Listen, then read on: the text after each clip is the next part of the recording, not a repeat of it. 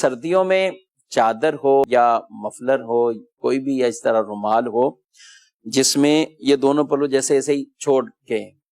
تو اب اسی طرح اگر نماز وہ ادا کریں گے تو یہ صدل کہلاتا ہے، یہ مکروہ تحریمی ہے، یہ جائز نہیں ہے کہ دونوں یہ اس کے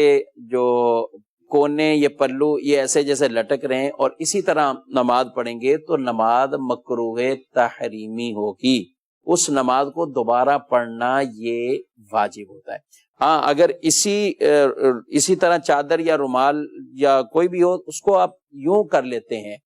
تو اب اس میں بچت کی صورت ہے اور نماز ہو جائے گی، لیکن بہتر اور سنت طریقہ جو ہے وہ اختیار کرنا چاہیے، اور اس میں یہ چادر یہ تو خیر چھوٹا سا رومال ہے اور مفلر ٹائپ کا ہے، تو اس میں یہ ہونا چاہیے کہ امامے سے اوپر وہ لیں اور اس کو یہ کر کے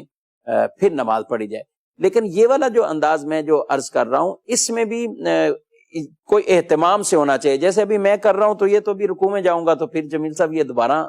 صدل ہو جائے گا، واپسی صدل ہو جائے گا اور اسی طرح اس کے کونے لٹک جائیں گے، تو اہتمام کرنا چاہیے۔ جب چادر آپ لیتے ہیں تو چادر بھی اگر آپ نے سر پہ لی ہے اور پھر وہ ہو پھر کچھ ایسی ہو کہ اس کو آگے بھی کہیں تھوڑا سا آپ پھنسا لیں کہ اب آپ نماز آرام سے آپ پڑھ سکیں، اس طرح کے اہتمام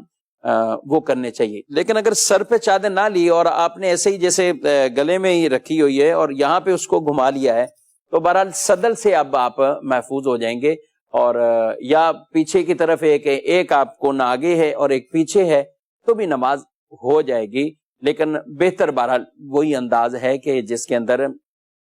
کہ سر کے اوپر بھی وہ ہماری چادر آ جائے۔ حدیث پاک میں ارشاد فرمایا گیا ہے کہ اللہ ان کی طرف نظر رحمت نہیں فرماتا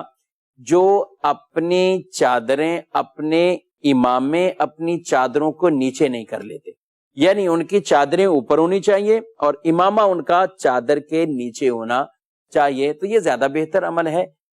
بہرحال نماز ہو جانے سے جہاں تک تعلق ہے تو جس حالت کیفیت میں ابھی میں بیٹھا ہوں جس طرح یہ مفرر ہے اس طرح بھی نماز ہو جائے گی۔ چادر اگر آپ لیتے ہیں سردی میں اس طرح اس کو لپیٹ لیتے ہیں تو یہ جو گھما کے آپ نے چاہے دونوں کونے لٹک رہے ہوں لیکن گھما کے لے کر آگئے تو بھی نماز ہو جائے گی، ایک کونا پیچھے کمر کی طرف ہے ایک کونا ادھر لٹک رہا ہے تو بھی نماز ہو جائے گی۔ لیکن اگر دونوں کونے اسی طرح یہ لٹک رہے ہیں اور اس میں کوئی بیچ میں ایسا بل نہیں دیا ہوا تو یہ نماز مکروہ تحریمی ہوتی ہے، صدل کہلاتا ہے، اور صدل مکروہ تحریمی ہے، یعنی وہ نماز دوبارہ پڑھنا یہ واجب ہوتا ہے۔ شفیق کیا خیال ہے جمیل صاحب، کیا کہیں گے؟ ایک طریقہ اور بھی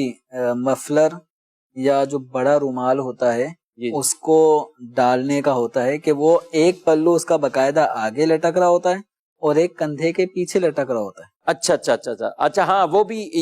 وہ سیدھا سیدھا یہ والا جی جی جی یہ کر لیا، بس چادر ایسے ہی لی ہے جیسے ہی چادر یہ لی اور یہ ڈال لی، تو اب یہ باقاعدہ بڑے اہتمام کے ساتھ وہ شال یا چادر کو ڈالا جاتا ہے، اس کا وہ بنایا جاتا ہے۔ اب وہ آگے لٹک رہا ہے بکیسا پیچھے لٹک رہا ہے، اس میں کوئی انہوں نے گلے میں بل نہیں ڈالا، تو یہ صورت بھی نماز کے اندر صدل کی ہوگی اور یہ بھی مکروہ تحریمی عمل ہوگا نماز کی حالت۔